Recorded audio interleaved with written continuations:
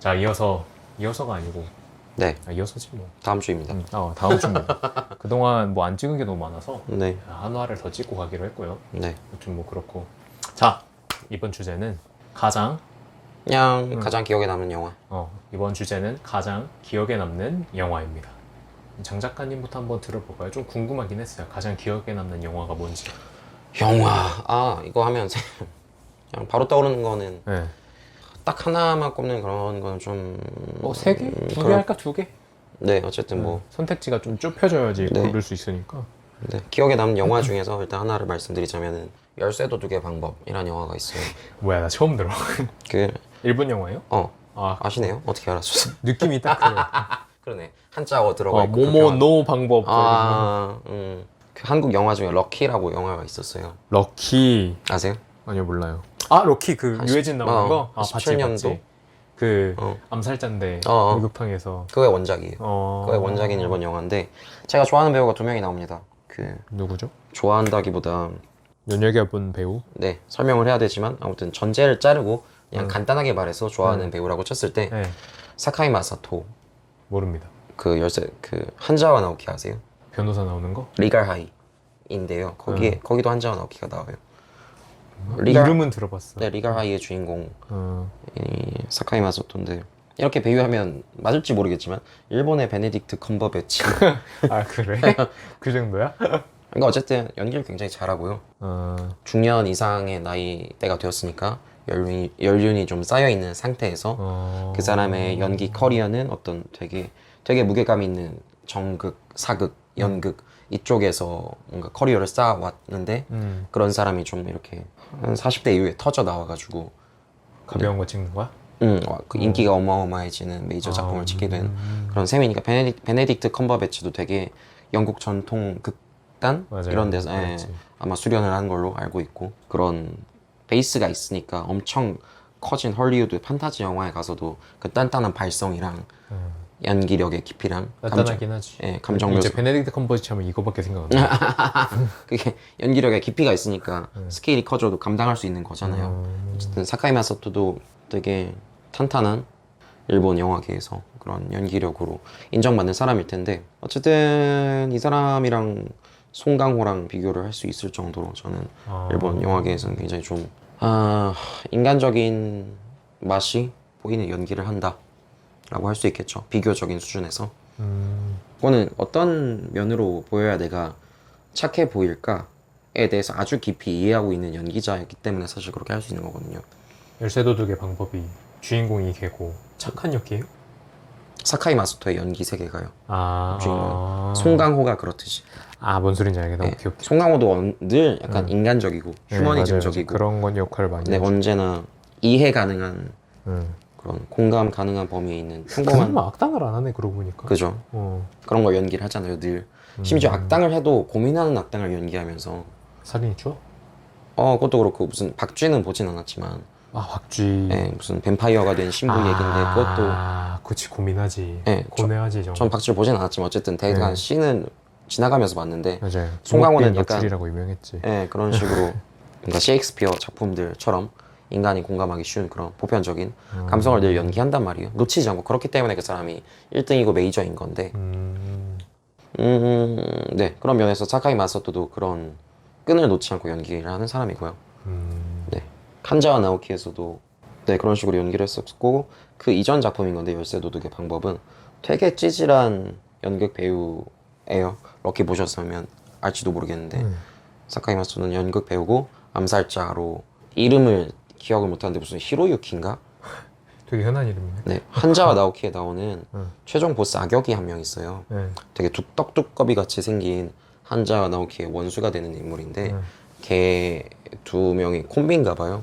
연기 합도 잘 맞고 연기력도 맞아서 그런지 무슨 유해진, 차승원, 송강호 약간 뭔지 알겠다. 오달수 약간 이런 사람들처럼 늘 같이 다니는 영화계의 그런 합인가 봐요. 그래서 열쇠 도둑의 방법에서도 나오는데 한 고등학교 때 그때쯤에 이제 학교 가기 전에 새벽에 혼자 영화 틀어놓고 학교 가기 전에? 네, 그러니까 그 다음날 뭐. 그러니까 그 다음날 학교 아침에 등교해야 되는데 그 전날 밤에 늦게 자는 거죠. 12시 넘어서까지 새벽에 영화 보면서 학교 가기 전이지 그때. 네, 보다가 늦게 자고 학교 가서 맨날 자고 아침에. 아 좋지. 네. 학생 때만 할 수 있는 일. 고3 때 많이 네. 그랬을 거예요. 아마 고3 때 세상에. 모든 해방감이 다 몰려오기 시작했을 때. 아 그치. 이제 긴 학교 생활이 거의 네. 끝나가고 그때 수능만 놀면은 네. 야 맛이 색달라. 이제 제가 그때 처음 엘더 스크롤이니까 그 게임을 했거든요. 야 아직도 그때만큼 재밌는 게임 못 찾겠어. 미치. 야 그쵸. 수능 전에 100일인가 남았는데 엘더 스크롤 딱 했는데 너무 재밌는 거야 이게. 네. 하여튼 뭐 그렇습니다. 그죠. 작품이란 건들 인생과 같이 가는 거기 때문에 자기 생활, 자기 환경이랑.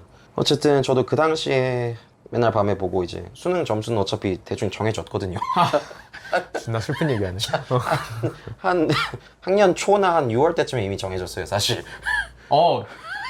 맞아요. 그래서 이 그 뒤로 몇 년을 발버둥 치든 거기서 크게 벗어나진 않아요. 네, 어쨌든 발버둥 쳐봐서 아는데. 그죠. 생활 환경을 바꿔야 되니까 네. 그 정도면 완전히 라이프 스타일을 바꿔야 되니까. 어쨌든 그래서 그 당시에 봤던 영화들에 대한 추억이 조금 있는데 열쇠도둑의 방법도 그때 봤던 거고 질감이 엄청 찌질한 연극 배우가 나와서 자기 삶의 애환을 말하면서 이제 가는데 그 찌질한 배우의 1인칭 시점 그 시야가 네 굉장히 마음에 드는 질감이었습니다. 어떤 어째- 점에서요? 현실성? 그러니까 내면 묘사? 그 행복에 대한 이야기를 하면서 제가 고난이랑 행복에 대해서 말했어요. 구덩이가 아, 있고 구덩이. 그걸 넘어야 긍정이고 거기 못 가면은 부정인 거야. 이걸 자기한테 온 고난을 넘을 수 있어야 행복으로 갈 수 있다. 그만큼 한 발이라도 넘으면 그 사람은 행복한 거고 아무리 고난이 커도 얕아도 그런 얘기예요? 네. 얕아도 거기에서 못 미치면 그 사람은 죽도록 불행한 거고 자기 내면의 맞지, 긍정성이네. 예. 그런 건데 이 사람은 우리 몬테크리스토 백작 얘기할 때 구덩이 얘기했잖아요.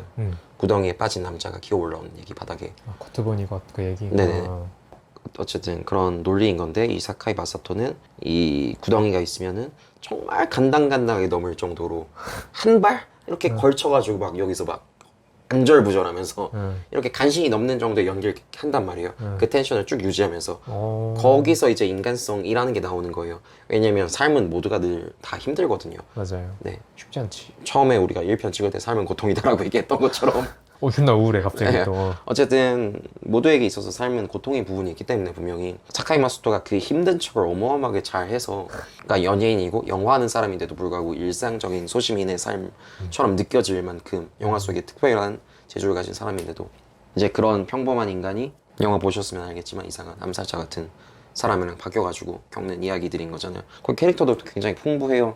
이게 소설이 원작인지 영화가 원작인지는 모르겠는데 스토리 라인 자체도 마지막 반전을 스포일러 하겠습니다. 미안합니다. 어쨌든 그래서 아 재밌어요 근데. 럭키 재밌습니다. 네, 이 암살자가 사실은 암살자가 아니었고 다른 사람들을 죽은 척 맞아. 해줘서 살인 청부업을 한 다음에 도피시켜주는 어떤 그런 특수한 일을 하는 사람이었잖아요. 맞아요. 네.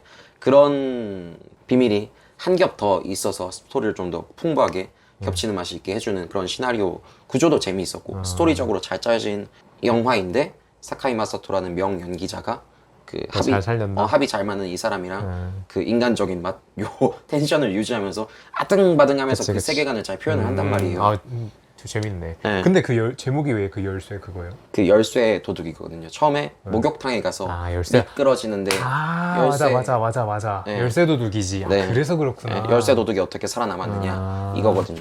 그래서 열쇠 도둑이구나. 네, 근데 한국 영화 럭키는 그냥 그대로 갖고 왔네. 네, 그죠. 키가 맞아. 네, 이 키도 그 네네. 럭키 재밌습니다. 럭키 추천드립니다. 제가 열쇠 도둑 그건 안 봤는데 네.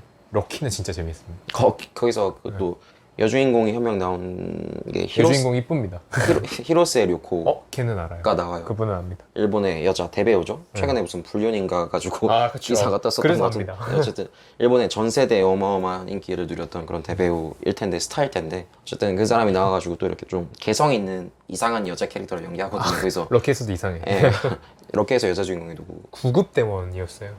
여자 주인공이 누구인데 배우가 고 예쁜 사람이야? 예쁜 사람입니다. 이름 몰라요.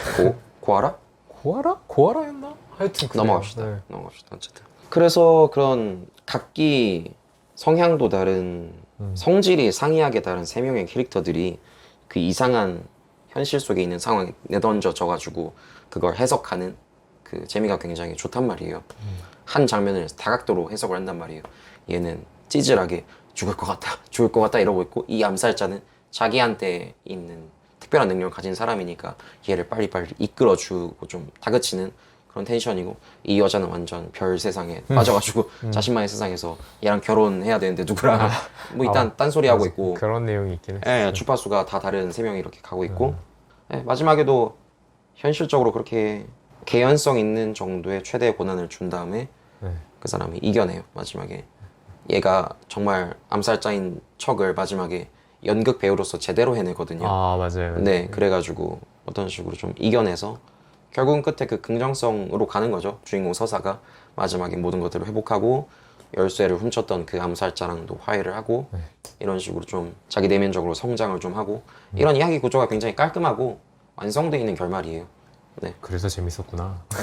잘 만든 한편에 네. 킬 더 드래곤이라는 웹소설 굉장히 재밌어 하는 것처럼, 그렇지. 네, 재밌었지. 적당한 길이 좋은 완성도, 깔끔한 결말. 맞아. 네, 이런 정말 거. 참 깔끔했지. 네, 이런 거다. 그랬습니다. 잘 들었어. 얘기가 길어졌지만, 네. 럭키 추천.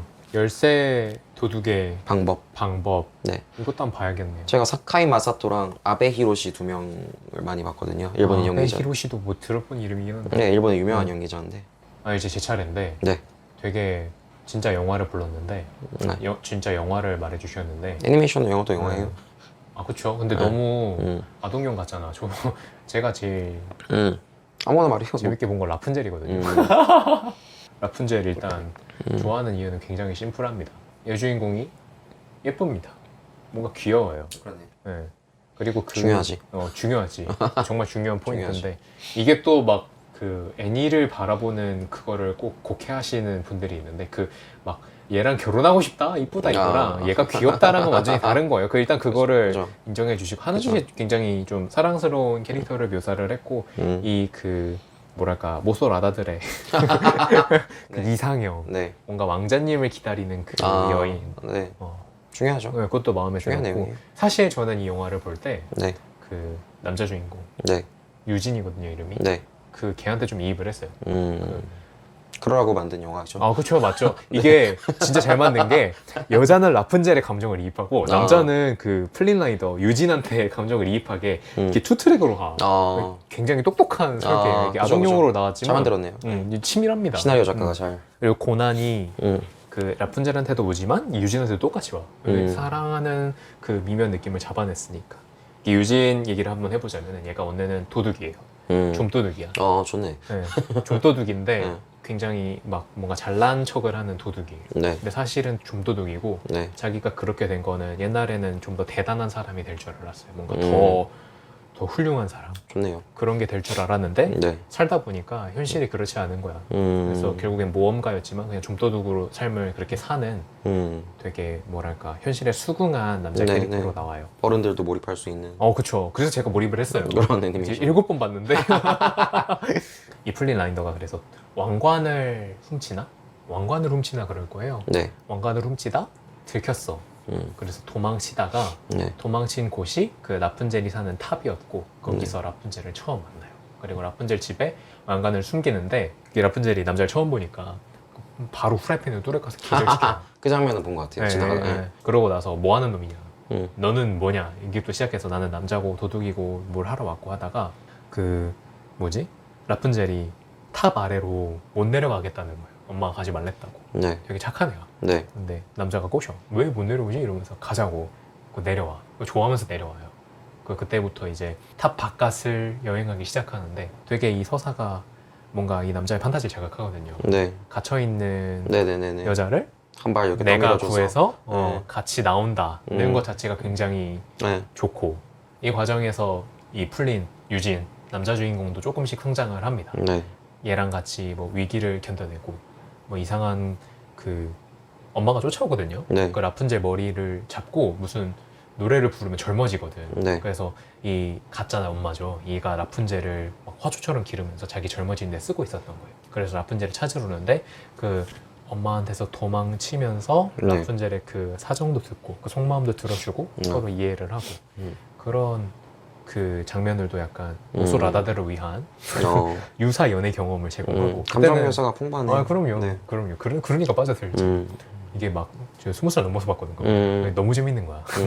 그런 그 유사 연애 장면 그것도 판타지를 자극했고 라푼젤 하면은 사실 제일 유명한 장면이 네. 풍등 날리는 장면이거든요. 네. 제가 알기로 뭐 스페인의 풍습이라던데 네. 풍등에다가 초부조약을 날려보내는 거야. 그 영상미도 굉장히 그래. 뛰어납니다. 스페인. 우리나라에도 스페인? 비슷한 것도 있고. 있죠. 네. 네, 있는데 그 스페인 풍습인가 하여튼 네. 풍등 날리는 거 있는데 풍등 날리는 장면도 그 되게 이쁘고요. 중요하죠. 네, 영상미가 상당하고 네. 그리고 나중에 보면은 그 여자가 남자가 배신했다고 생각하는 데가 있어요. 네. 사실은 그 엄마가 그 유진을 잡아갖고 음. 감옥에 가뒀는데 여자는 유진이 네. 왕관을 가고 도망쳤다고 생각하는 거야. 음. 그러고 나서 엄마한테 갔다가 네. 진실을 깨닫고 다시 도망치는 음. 그런 서사고요. 이야기 구조도 굉장히 깔끔하고 아, 그럼요. 네, 완성적으로 완성도 있게 이제 짜여졌네요. 스토리가 네. 훌륭합니다. 둘 사이에 신뢰가 있고 네. 어떤 고난의 존재로 어머니가 그렇죠. 네, 한 번 깨졌다가 다시 네. 붙는 거예요. 이거 뼈도 네. 한 번 네. 부러지면은 단단하게 붙는 데잖아. 뭐 음. 그런 뭐 그걸 의도하진 않았겠지만 그런 식으로 스토리 구성도 탄탄하고 네. 뒤에 또 결혼을 합니다. 네. 근데 사실 이 라푼젤이 왕국의 공주였잖아. 네. 그래서 그 좀도둑이 왕자가 왕이 아니 그 플린 유진이 네. 공주를 만나 사실은 공주였던 여자를 만나서 신분 사슬을 갑자기 빡 하는 거야. 이 남성의 신데렐라 콤플렉스를 만족시켜주는 이 전개까지. 약간의 네. 바꾼 것도 있네요. 이제 여자 신데렐라에서 남자 그쵸, 신데렐라가 그쵸. 된 네. 거니까 클리셰를 좀 바꾼. 그러니까 서로에게 구원이 된 거죠. 남자는 그 자기의 좋네요. 네. 불만족스러웠던 현실에 대한 구원이 그 여자인 거고 이 여자는 탑에 갇혀 있던 그 현실에 대한 구원이 남자인 거고 이 서로가 서로에게 네. 구원이 되는 이 네. 그 인간관계. 좀도둑이었지만 실제로 여성을 탑에서 구해줬네요. 훌륭하게 그렇죠. 문제를 해결해주고. 좀도둑으로 사는데 네. 자기는 좀도둑이 아니라고 음. 사실은 착한 놈인 거죠. 이런 전개도 굉장히 마음에 들었고 뭐 우리도 다들 뭐 그렇게 살지 않습니까? 우리의 삶을 살면서 뭔가의 그 나를 이 현실에서 꺼내줄 그런 거를 기대하면서 살잖아요. 그게 뭐 물론 있는 사람도 있겠지만 없는 사람도 있지만 언제나 그런 약간의 구원? 좀 종교적인가? 하여튼 종교적인 의미를 빼고서라도 모든 인간이 구원을 바라죠. 네, 구원을 바라면서 네. 사는데 이 라푼젤이라는 이 애니메이션에는 남자건 여자건 그런 구원이 공평하게 주어지고 네, 좋네요. 그게 좀 확 저한테 다가왔어요. 깊이감 있는 스토리네요. 네, 그렇죠. 한 명의 일방적인 그런 게 아니라. 네, 서로가 서로에게 구원이 되는 이 아름다운 관계. 좀 그런 거에 대해서 좀 저는 그 뭐랄까 감동을 많이 느꼈어요. 그래서 7번이나 봤고 라푼젤 줄거리도 네. 물어보면 다 대답할 수 있습니다. 그리고 노래도 네. 좋아요. 그 I See the Light 그거랑 그 무슨 술집에서 부르는 노래랑 있는데 저는 종종 듣습니다. I See the 불러주세요. Light 지금요? 한 소절.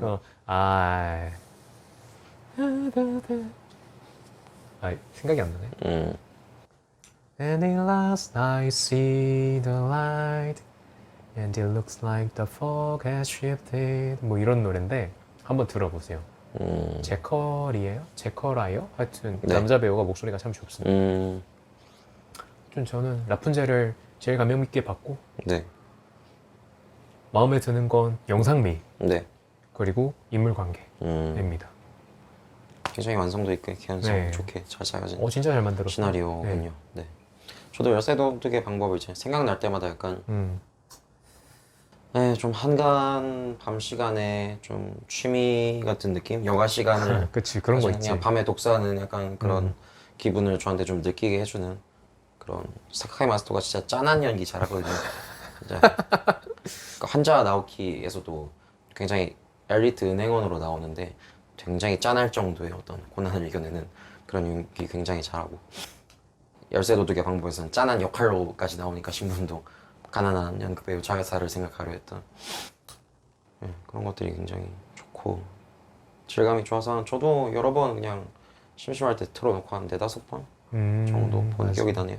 정도까지는 아니어도 그냥 2배속으로 볼 때도 있었지만 어쨌든 그냥 가끔 다운받아 놓고 심심할 때 몇 번 틀어보는 그런 정도의 영화였습니다. 라푼젤은 DVD도 있습니다. 근데 DVD 재생할 게 없어서 이제 못 보는데. DVD 그지 DVD가 있어? 있어. 아 CD가? 응, 블루레이. CD 플레이어를 네. 사야겠네. 근데 컴퓨터에 넣어도 되는 거였는데 요즘 또 컴퓨터에 안 CD롬이 나오니까, 네. CD롬이 없잖아. 같이 안 달려 나오니까 어. 나도 없는 걸로 그냥 샀거든. 뭐 나중에 뭐 한 번 더 사야죠 다른 걸로. 외부 CD 플레이어가 있을 거예요. 네, 외장 CD 플레이어. 아닙니다. 그거 사느니 그냥 그 뭐야 블루레이 판으로 디지털 소장하겠습니다. 좋습니다. 저는 네, 제가 제일 인상 깊게 본 영화 라푼젤이고 아직까지도 그 인물 관계는 제 마음속에 남아 있습니다. 뭐 또 한 편씩 더 할까요? 그럴까요? 네, 하나 더 재밌게 해보시죠. 봤던 네. 영화. 두 번째로 재밌게 봤던 영화. 이게 뭐 그렇게 꼭 순서까지는 아니지만 네. 뭐 말하는 순서 그치. 뭐 친다면은 기억나는 거?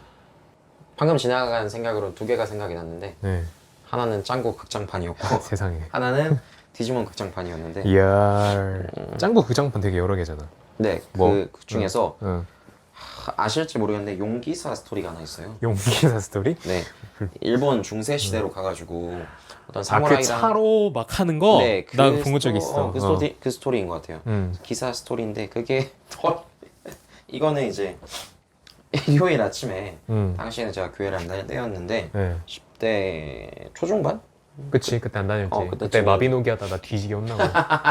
그래서 그때 이제 어머니 댁에서 TV를 켰다가 아침에 투니버스? 일요일 아침에 투니버스에서 투니버스였는지 극장판을 많이 했어. 투니버스인지 모르겠는데 아무튼 투니버스인가 거기서 짱구 극장판을 마침 초반부를 시작하고 있길래 네. 그냥 보기 시작했는데 아침 8시인가 9시인가 그때 보기 시작했는데 아마 2시간 지나면서 너무 거대한 스케일의 이야기를 내가 모험담을 하나를 다 봐버려가지고 앉은 자리에서 극장판이 완성도가 아니야. 야 되게 멀리 가는구나. 주인공만 짱구지 그냥 막 석사시야.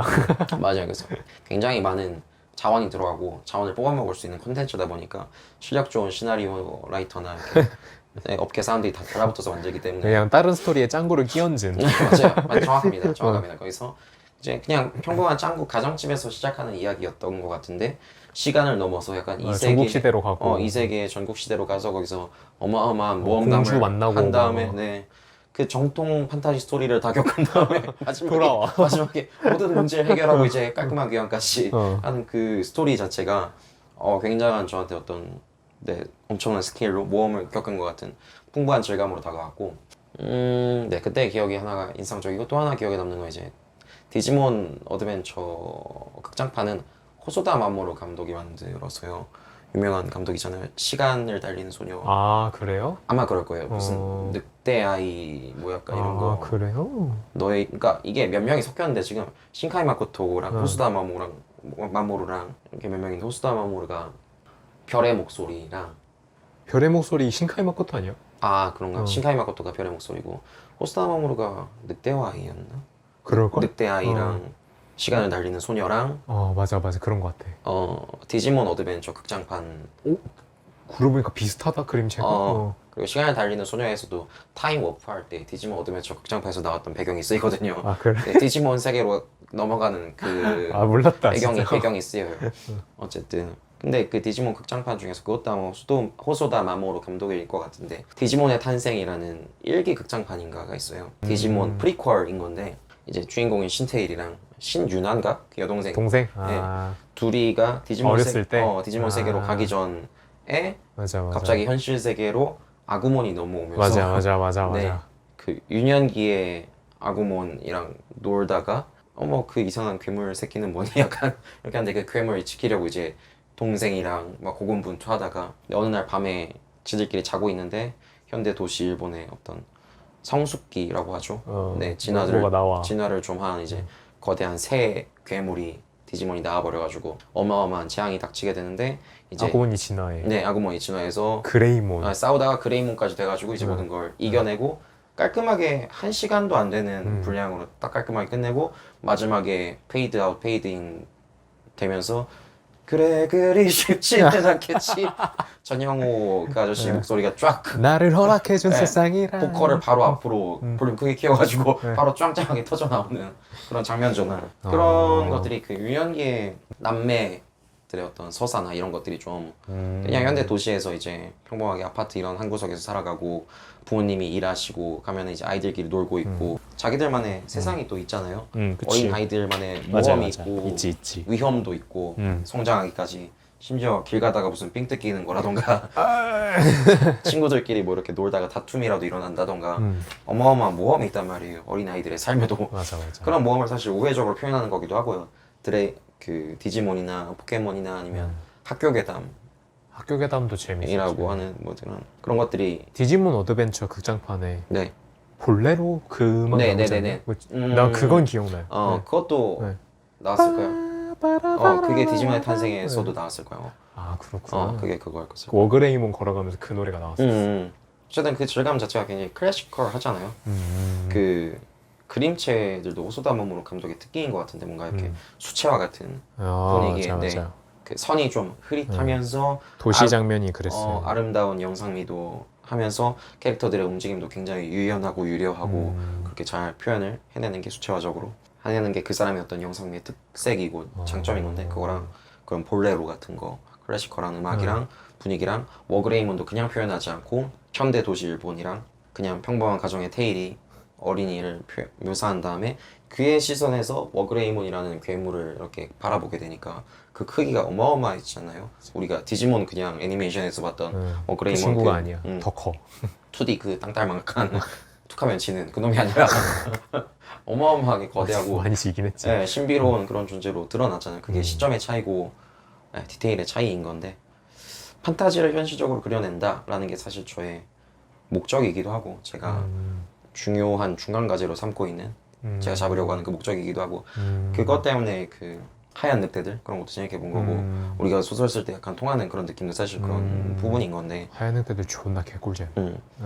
그것 때문에 이제 제가 현실 판타지를 추구하다 보니까 최근에 그 다른 형이랑 릴레이 수술 하다 보니까 당신 다크 판타지 좋아하지? 약간 당신 무거운 판타지 좋아하잖아? 약간 이런 소리 듣기도 했는데 그렇지. 근데 아무튼, 맞잖아. 네. 전 왜 아니 족함? 어쨌든 상이한 거 두 개를 섞고 싶은 게 제 마음이기 때문에 극현실주의랑 판타지의 작법을 섞고 싶은 게 제 만들고 싶은 중요한 목표죠 사실. 하얀 늑대들 같은 것도 그런 과정인 거고 사실 그런 과정이 있는 작품인 거고 몬테크리스토 맥작도 사실 비슷하고요. 그쵸. 판타지컬 하잖아요 사실. 그럼요. 그 판타지죠. 네, 먼치킨 그런 일이 어떻게 있겠어. 암구랑이 됐다가 그러니까. 근데 그게 어떤 드러나는 굉장한 마법이나 그런 거 없이 묘사 하나하나 맞아요, 뭔가 맞아요. 현실적인 인간의 시선에서 가니까 그 고난을 느끼잖아요 다. 우리네 삶도 그렇기 때문에 말할 수 없는 어떤 사연이나 그런 것들이 있지만 다 현실이기도 하고 재밌죠. 네, 그렇습니다. 현실감 넘치는 어떤 애니메이션계 거장의 작품이었기 때문에 나로서 레퍼런스가 되게 좋았다. 뭐 그런 거죠. 그렇구만. 업계의 거장이기 때문에 업계. 뭐야 또 나야? 아 생각이 났습니다. 제가 3번 넘게 본 영화가 라푼젤이랑 아바타랑 벤자민 버튼의 시간은 거꾸로 간다는데 안 봤어요 그거. 솔직히 아바타는 뭐 그냥 이제 식상해졌어요. 그때는 네. 많이 보긴 했는데 네네. 근데 벤자민 버튼의 시간은 거꾸로 간다 이거는 네. 지금도 가끔 봅니다. 저 안 봤습니다. 네, 벤자민 버튼의 시간은 거꾸로 간다. 일단 주인공이 그 주인공 브래드 피트. 오케이. 브래드 피트고 네. 이게 그냥 대략적인 내용만 말씀드리자면 스포일러 브래드 돼요? 피트가 네. 네, 노인으로 태어나요. 네네. 애기인데 네, 설정은 알아요, 노인이에요. 설정. 네. 그리고 점점 젊어져요. 네. 소설 원작이죠. 소설이 원작이에요. 네, 소설 원작. 소설이 원작인데 네. 이 과정에서 뭐 자세한 줄거리는 굳이 말씀 안 드려도 뭐 대충 예상하시는 그 내용이긴 한데 이 그 인생 과정에서 보여지는 그 우리가 겪을 수 있는 일들 네. 뭐랄까 그 사랑 네. 이나 모험 놓쳐가는구나 그런 거. 네, 놓쳐가죠. 나이 때문에. 근데 이 사랑, 모험 그리고 또 뭐가 있을까? 그 가족 네. 그리고 그 부모님 네. 그런 그게 가족이죠. 네. 이런 거를 노인으로 태어남으로써 누리지 못하는 거예요. 당연히 누려야 될 거를. 그런 거에서 오는 약간 그 박탈감을 굉장히 잘 표현을 했어요. 근데 네. 이 벤자민 버튼이 노인으로 태어났고 몸도 관절염 있고 막 난리 났어. 네. 그런데도 꾸준히 도전하고 사실 그 원내 노인이라면 난 안 되겠지 하고 포기할 법한 일들도 네. 아이의 관점에서 할 수 도전을 하고 그걸 실제로 해내고 있다. 그런 식으로 남들이 겪지 못할 모험을 하고 네. 그렇게 살다가 실제로 자기가 옛날에 좋아했던 소녀 데이지와도 네. 결혼을 하고 아이를 낳고 네. 그러나 결국에는 그 태어난 한계로 인해서 네. 죽음을 맞이하는 그런 이야기인데 뭐 설정 자체는 좀 비현실적이죠. 시간이 네. 거꾸로 간다. 네. 노인으로 태어나서 아이로 죽는다. 네. 이거는 뭐 비현실적인데 그 과정에서 겪는 그 어쩔 수 없는 좌절들을 네. 굉장히 잘 표현을 했어요. 물론 주인공 벤자민 버튼은 이게 자기 나이 때문에 신체 상황 때문에 못하는 거지만 젊은 우리도 사실 뭐 안 하는 거 네. 못하는 게 많잖아요. 여러 가지 제약들 여러 때문에. 가지 제약을 못하는 게 많잖아요. 다들 말 못할 사람들이 네. 있으니까. 그렇죠. 네. 그런 거를 벤자민 버튼이 이렇게 넘어서는 거죠. 아이의 마음을 아직 음. 안 해봤으니까 해봐야겠다. 음. 그리고 도전을 하고 물론 네. 실패도 많이 겪지만 네. 성공도 많이 하고 그리고 가장 벤자민 버튼에서 가장 많이 좀 생각할 거리가 되었던 게 사랑하는 사람들이 계속 죽습니다. 네. 자기는 점점 젊어져가는. 젊어져 가는데 뭐 친하게 지내던 그 요양원에서 그거든요. 요양원에서 알았던 그 할머니들이 죽고 할아버지들이 죽고 자기 엄마도 죽고 그런 식으로 막 다 떠나보내요. 그리고 자기가 점점 젊어지는 병이죠. 뭐 누구에게 네. 축복일지 모르겠지만 일단 네. 본인 느끼기엔 병이에요. 그래서 점점 늙어가는 연인, 자기가 사랑하는 사람이 점점 늙어가는 모습을 봐야 되고 자기 딸은 커가는데 자기는 점점 어려지는 어려지고. 이런 것도 겪어야 되고 거기서 뭐랄까 좀 뭐 자기가 놓쳐가는 네. 어쩔 수 없이 놓쳐가는 그 네. 한계 네. 그거에 순응하는 모습 순응이라기보단 뭐랄까 조금 체념. 받아들이는 모습 네. 체념도 아니 되게 적응. 네, 적응 굉장히 좀 경건하게 받아들입니다. 그런 수용하는 네. 수용이 제일 맞는 네. 표현이겠네요. 수용하는 모습도 굉장히 인상적이었고 내가 만약에 벤자민 버튼이었으면 어땠을까라는 것도 좀 생각해 보게 됐어요. 그 상실에 대한 상실을 어떻게 대처해야 하는가에 대해서 생각해 볼 만한 영화였죠. 근데 처음에는 그냥 젊어지는 걸 보니까 야 제가 결혼 안 했으면은 진짜 야 개쩔게 살았겠는데 이 생각을 하기도 했고 그 좀 그렇잖아요. 그 어릴 때는 네. 체력은 있는데 돈이 없어서 못 놀고 네. 나이를 먹으면 돈은 있는데 체력이 없어서 못 놀죠. 음. 근데 이 벤자민 버튼 이 친구는 거꾸로 가니까. 그치 개쩌는 거야. 후반부로 갈수록 삶이 즐거워지는 거야. 그런 생각을 하면서 처음엔 봤는데 뭐 보면 볼수록 조금 철학적으로 철학도 아니에요. 그냥 인생에 대해서 생각할 거리가 많아서 좀 재밌게 봤던 영화입니다. 뭐 브래드 피트가 오늘 엄청 연기도 잘하고 네. 뭐 잘생기기도 했고 네. 다들 자기한테 필요한 레퍼런스들을 보게 마련인데 결국 뭔가를 만들고자 하는 사람들은 네, 벤자민 버튼의 시간은 거꾸로 간다. 저는 보자마자 설정을 보자마자 뭔가 네. 이렇게 저건 안 봐도 되겠구나. 아 그렇죠.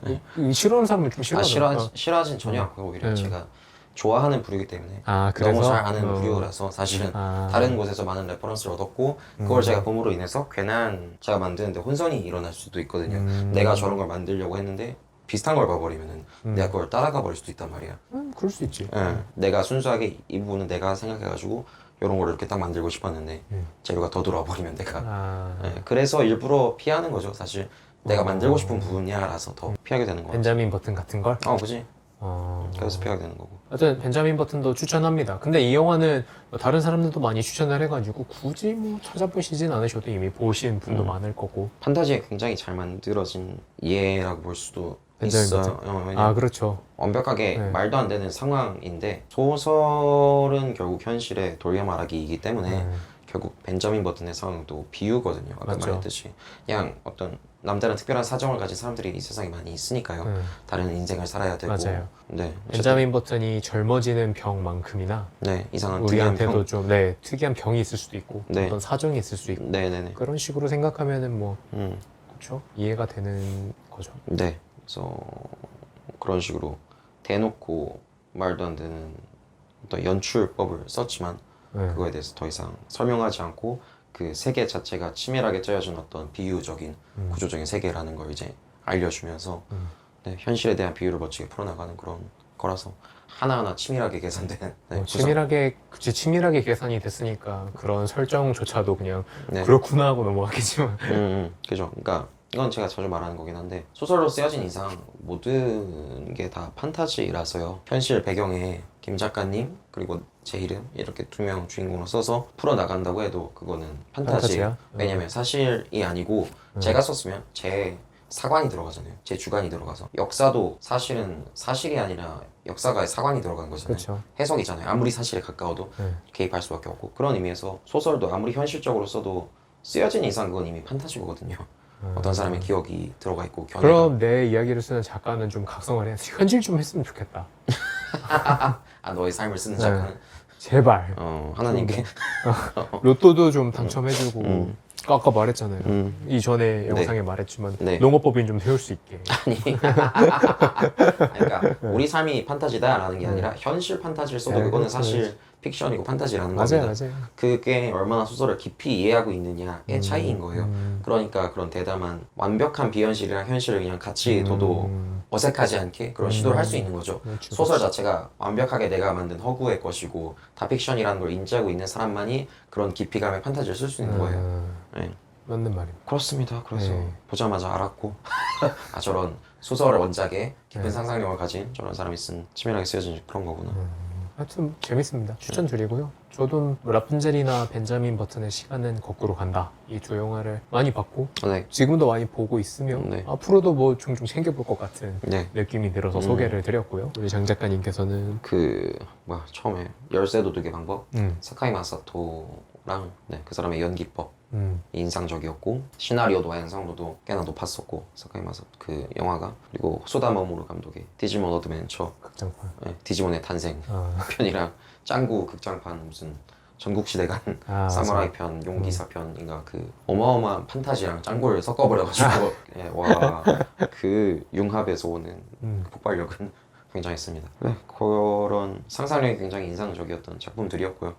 아까 제가 계속 늘 말하잖아요. 상이한 거 두 개를 섞어가지고 융합시키는 걸 제가 늘 시도하고 있다라고 해서 짱구도 완벽한 현대 중산층의 짱구랑 완벽한 정통 판타지랑 갑자기 섞어버리고 디지몬도 완벽 현실이랑 완전 무슨 디지몬 요거를 섞어. 섞어버려가지고 근데 짱구 정도면은 음. 개쩌는 중산층 아니냐? 그쵸 뭐 버블 경제 시대 때 만들어진 이야기라고 하니까 나도 짱구처럼 단독주택 있었으면 좋겠다. 그 시대 때 태어나지 그러셨습니까? 그러게. 네, 그 시대 때 태어난 사람들이 지금 다 잘 살고 있는 것도 아니고요. 아, 그것도 맞지. 결국 자기가 잘 개척해 나가야 되는 거라서 순간순간. 하여튼 네, 오늘은 뭐 가장 인상 깊게 봤던 기억나는 영화에 대해서 이야기를 나눠봤고요. 네, 나중에 우리 A씨도 오면 한번 간단하게 물어보죠. 네. 자, 좋습니다. 혹시 더 하실 말씀이 있으신지? 제가 블로그에 리뷰 같은 걸 주저주저 쓰고 있는데 그렇죠. 오늘은 그 내용을 입으로 토해낸 것 같은 아, 맞죠. 그런 느낌이네요. 그런 것 같더라고요. 네, 그렇죠. 네, 여기까지 하겠습니다. 하나, 둘, 셋.